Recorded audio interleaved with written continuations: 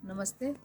मेरी आप सब लोगों से एक रिक्वेस्ट है कि ये मेरी वीडियो जो है वो अंत तक देखें, क्योंकि उसमें कुछ मैं अपनी प्रॉब्लम शेयर करना चाहती हूँ और मैं चाहती हूँ कि ये मेरी जो परेशानी है सब लोगों तक पहुँचे और सबको पता चले कि एक औरत के साथ, एक बेटी के साथ कितनी नाइंसाफ़ी हो रही है। और ये नाइंसाफ़ी आज नहीं हो रही है, ये नाइंसाफ़ी चलते हुए 20 साल हो गए हैं।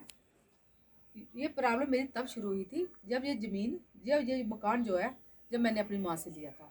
मेरी माँ की ये पुश्तैनी ज़मीन थी, मेरे नाना जी की ज़मीन थी। उनके द्वारा उन्होंने लिया था। यहाँ पे उन्होंने मकान बना के उन्होंने मेरे को गिफ्ट डीड करके 2002 में दिया था। और तब से कुछ लोग, चंद लोग जो कि लैंड माफिया के हैं, और वो आके झगड़ा डालते थे और मज़दूरों के साथ मार पिटाई शुरू कर देते थे। उसके बाद मेरे पापा ने, मेरे पिताजी ने रेवेन्यू में जा कर इन्होंने रेवेन्यू तक के सारे डॉक्यूमेंट ख़त्म करवा दिए थे। ये पूरा जो एरिया है इन लोगों ने ऐसे गुंडागर्दी करके ही बेचा है, बनाया है। तो मेरे पापा ने, मेरे पिताजी ने जाके पूरे रेवेन्यू के डॉक्यूमेंट बनवाए, सब कुछ किया। और तब प्रॉपर जाके हमने अपनी कार्रवाई शुरू की। कोर्ट में केस चल रहे हैं, ये लोग कोर्ट में केस नहीं चलने देते क्योंकि इनके पास अपने तो डॉक्यूमेंट है नहीं है। तो इनको पता आज नहीं तो कल जब भी फैसला होगा मेरे ही हक में होगा। चल लेते हैं। रेवेन्यू वालों को भी स्टार्टिंग में इन्होंने पैसे खिला के या कैसे पावर अपनी से डॉक्यूमेंट बनवाना शुरू किए, सब कुछ है, लेकिन तब भी कोई ऐसा डॉक्यूमेंट नहीं वो बना सके जो कि मेरे अगेंस्ट जाए। मैंने इधर किराएदार रख दिया, 1-2 आदमी, उनको इन्होंने नहीं रहने दिया। फिर मैंने फैमिली रखी, फैमिली को इन्होंने नहीं रहने दिया। पुलिस वालों के साथ पास जाते हैं, उनके साथ आती है, यहाँ पे आके मेरे ताले तोड़ती है, सामान मेरा निकाल के बाहर लगाती है। वो मेरे ही बेड कुर्सी सब यूज़ होती है। यहाँ पे आके मैं देखती हूँ बैठे होते हैं सारे, जी कोर्ट से आर्डर आया, कोर्ट से आर्डर, जी किसका कोर्ट से आर्डर, जी कोई बोल देते हैं जी उनके पास पड़ा है, उनके पास पड़ा है। 1-2 दिन तो हमें आर्डर भी नहीं दिखता। फिर हम कोर्ट में जाते हैं, वकील से जाके वो आर्डर का फिर अपना आर्डर लेते हैं, नए आर्डर, पुराने आर्डर ये देखते नहीं है, नए आर्डर बनवाते हैं। फिर जाके इनको आर्डर दिखाते हो, जाके काम बंद करवाए, इनको निकालते हैं बाहर से। तो हर साल का, हर 1-2 साल में इनका ये तमाशा चल ही जा रहा है। तो इस बार भी इन्होंने यही प्लानिंग बनाई थी, हर साल ये प्लानिंग बनाते हैं। और जब अब रखूंगी तो उनको भी ये भगाएंगे, उनको कौन सा ये छोड़ेंगे, क्योंकि इनको यही कहना है कि कोई किराएदार रहेगा उसके साथ हम मार पिटाई करेंगे, उसको मार मार के भगा देंगे, और खुले हम कहते हैं। तो इस करके मैंने कहा चलो अब मेरा मकान है, कोई तो रहे ना रहे, मेरे को खुद ही यहीं पे रहना पड़ेगा। तो इस करके अब मैं यहीं पे रहती हूँ। लेकिन ये भी इन लोगों को बर्दाश्त नहीं हो रहा। पता नहीं कैसे ये पुलिस वालों को कन्वेंस करके, तो कल भी लेके आए थे इधर कि टूटा हुआ दरवाजा भी ठीक नहीं करवा सकती मैं, स्टेटस को लगा हुआ है, सब कुछ लगा है, वो मैंने लगवाया हुआ है, मेरी ज़मीन है, क्योंकि मैं नहीं चाहती कि ये रातों रात आके इधर मकान बना के घुसे। लेकिन ये मेरे को ही हरासमेंट कर रहे हैं, मेरे डॉक्यूमेंट मेरे खिलाफ यूज़ करते हैं। अभी की मेरी पूरी फाइलें SHO सर के ऑफिस में पड़ी हैं, चौकी इंचार्ज के पास पड़ी है, लेकिन उनकी ट्रांसफ़र हो गई थी जब तक उनको केस समझ में आया था। अब नए SHO सर आए हैं, नए चौकी इंचार्ज आए हैं, उनको कुछ नहीं पता। तो मैंने कहा चलो मैं डॉक्यूमेंट भेजे हैं, लेकिन वो भी उनको जो डॉक्यूमेंट मैं भेजती हूँ वो बोलते नहीं जी और डॉक्यूमेंट लाओ। कितने डॉक्यूमेंट दूँ उनको, जब एक हाई कोर्ट का आर्डर दे रही हूँ जो मेरे फेवर में है, अगर उसी को नहीं मान रहे तो छोटे कोर्ट के आर्डर को कोई क्या मानेगा। कल आके मेरे को परेशान किया, आज फिर वो रवि सिंह सलाथिया आया, आके इधर धमकियाँ दे रहा है, मैं देख लूँगा, मैं ये करूँगा वो करूँगा। मैंने उसकी रिकॉर्डिंग की। हाँ अप्पे कर ले, हाँ अप्पे कर ले, हाँ अप्पे कर ले, ठीक है ना। सुनानी आइए धमकी दे जा रहा तुम ही, हाँ सुनानी मैं करनी, पकड़ना कर ले पकड़े, ऐसे मैं सुनानी। Hello sir, sir Ravi Singh आइए थे, धमकियाँ दे रहा मिगी। रवि सिंह था आइए ना, मैं रजिस्टर बोला था, ये धमकियाँ दे रहा मिगी। हाँ ये हाँ रिकॉर्डिंग फोटो बना के रिकॉर्डिंग तो आ रही है कैमरे की। आइए ना धमकी दे रहा, आखिर हूँ मैं आपे आइए दसना, पुलिस ने कख नहीं करना, मैं दसना थी, मैं कख मैं तो अपने घर च बैठी दी है, ये आइए धमकी दे रहा थी।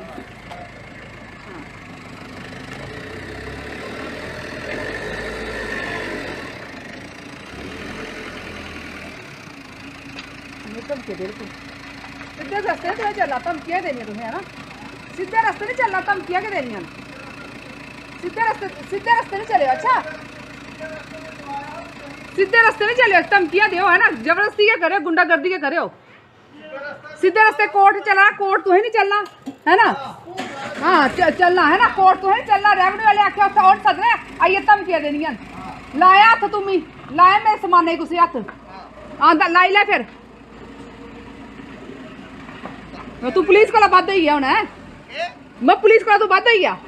अच्छा तू बात हुई? बद मैं कैसी बात होगी? मैं अपने घर बैठे ले आना, ले आना कोर्ट से कागज, ले आना ऑर्डर, ले आना। आया मैं तो घर तेरा ही है। हाँ बनाया मैं तो कर, ये सारे तू बना रहे, ये सारे कार तेरे कन राजा जो है तू, है ना, तू बनाया है ना। एडा बनाने वाला तो फिर किराए में कैली खज्जल हो रहा है, बनाने वाला है ना। इन्ने साल बनया नहीं अपना कख भी। गांधीनगर रोवानी है तो गांधीनगर तू तो किराए पर क्या रोआ रहा ना गांधीनगर। आ तो नाले कंडे रोए ताई ते मेरी मां ने मीठा बनाया था, मैं नाले कंडे, तेरे मां प्यो ने तू को शैल जगह ले दिता। गल्ला करदा है ना, गल्ला करदी है ना पुत्र, है ना, आई ना मुंह चुकी है रोज इतना, है ना। SHO सर को भी बोला कि आया परेशान हो, लेकिन कोई नहीं आया। वो यहीं पे घूमता रहा गाड़ी लेके, लेकिन कोई नहीं आया उसको पकड़ने। काफ़ी देर तक वो यहीं पे घूमता रहा।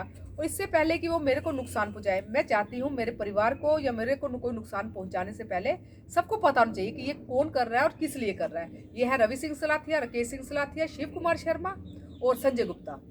ये 4 बंदे हैं जो मिलके मेरे को परेशान कर रहे हैं। इनको बोलते हैं ना थोड़ी, चलो इंसान के अंदर थोड़ी तो शर्म शराफत कुछ होती है, लेकिन ये लोग इतने लालच में इतने अंधे हो गए हैं कि इनको दिखाई नहीं दे रहा है।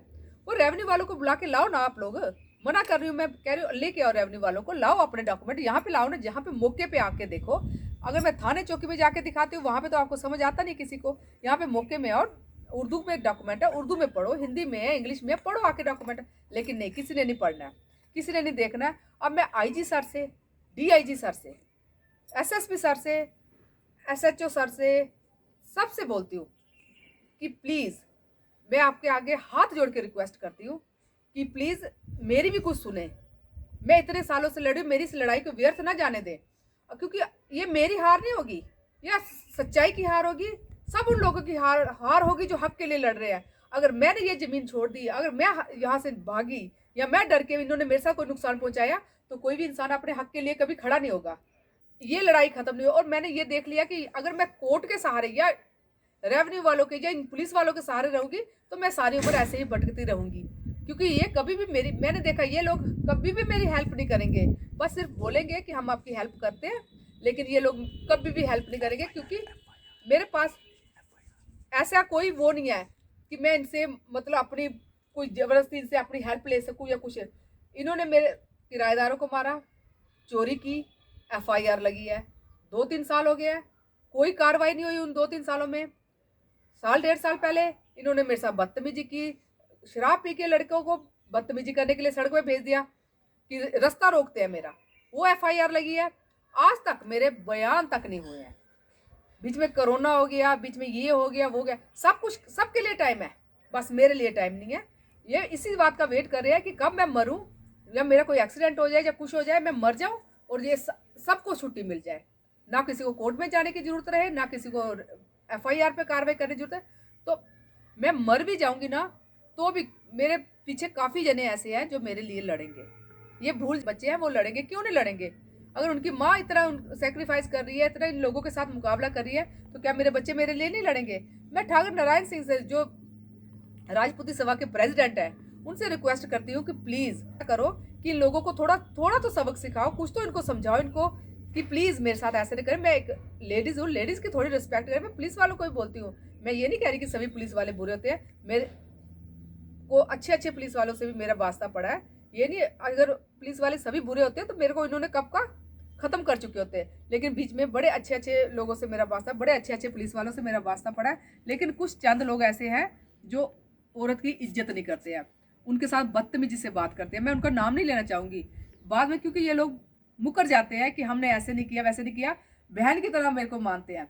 लेकिन मेरे को इनकी बातें सुन के मैं खुद पे शर्म आती है कि चलो क्या करना है, अब हमारा सिस्टम ही ऐसा है, तो उसमें लूप होल है, उसका ये लोग फ़ायदा उठा लेते हैं।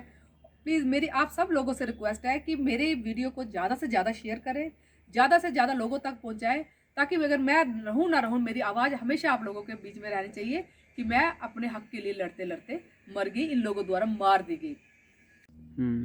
ठीक है।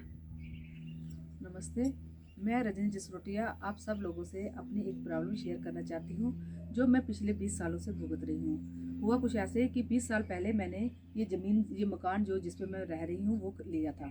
लेकिन तब से कुछ लोग जो कि हमारे रिलेटिव भी कह सकते हैं, तो जिससे हमारा कोई ब्लड का रिश्ता नहीं है, उन लोगों ने मुझे परेशान करना शुरू कर दिया। पहले वो लोग कोई तोप शेरखानी से किसी को बुला के ले आते, जब भी मैं यहाँ पे काम लगवाना शुरू करती थी तोप शेरखानी से किसी अमरीक सिंह को बुला के ले आते थे और मुझे परेशान करते थे, हमारा काम बंद करवा देते थे कि ये ज़मीन जो है तोप शेरखानी में है। फिर मेरे पिताजी ने काफ़ी टाइम लगा के, काफ़ी परेशानी उठा के यहाँ के पूरे डॉक्यूमेंट बनवाए, तो ये ज़मीन का पता चला कि ये ज़मीन जो है जम्मू की ही है और ये ज़मीन असल में मेरे नाना जी की थी, तो जिसके कि मेरी मम्मी ने मेरे को कोर्ट में गिफ्ट डीड करके ज़मीन, ये पूरा मकान दिया था। लेकिन ये लोग तब से मुझे परेशान करते, कभी एक केस लगा देते थे, जब वो केस ख़त्म होने वाला होता दूसरा केस लगा देते, तो इस तरह ये केस तब से चले जा रहा था। और बीच बीच में ये लोग क्या करते थे, कभी पुलिस वालों को मिसगाइड करके, ये मैं नहीं कहना कहूँगी कि सभी पुलिस वाले गलत होते हैं, लेकिन हो सकता है किसी के को मिसअंडरस्टैंडिंग से या कैसे पुलिस वालों की ये हेल्प लेके तो मेरे मकान पे कब्जा करने की कोशिश करते थे। इनसे परेशान आके मैंने अपने कमरों में एक दो बार किराएदार रखे, एक दो बार अलग आदमियों को रखा, लेकिन ये इन्होंने उनको भी डरा के भगा देते थे। कभी किसी को बोल देते थे कि तेरे पे वो केस डलवा देंगे, वो कर देंगे, तो किराएदारों को भी नहीं रहने देते थे। और पिछले 2-3 साल पहले मैंने पूरी फैमिलीज यहाँ पे रखी थी, लेकिन तब भी इन्होंने पुलिस वालों के साथ मिलके मेरे किराएदारों के साथ मार पिटाई की, उनको धमकाया और उनको यहाँ से निकाल के भगा दिया। उसके बाद ये क्या करते थे, मैंने इधर सामान पड़ा होता था, मेरे कमरे में ताले लगे होते थे, ये लोग आते थे तो ताले तोड़ते थे, सामान निकाल के ले जाते थे, बाहर फेंक देते थे। मैं काफ़ी देर से परेशान थी। मैंने कुछ सोचा कि चलो आज नहीं तो कल ये काम मामला कोर्ट में ख़त्म हो ही जाएगा, क्योंकि मेरे पास इस ज़मीन के सारे डॉक्यूमेंट हैं, मैं यहाँ की वारिस हूँ। लेकिन ये लोग, इनके पास कोई डॉक्यूमेंट नहीं है, इस करके ये क्या करते हैं कि कोर्ट में केस को चलने नहीं देते। जैसे ही कोर्ट ऊपर जाके ख़त्म होने के टाइम पे आता, ये नीचे उसी केस को फिर से लगवा देते हैं।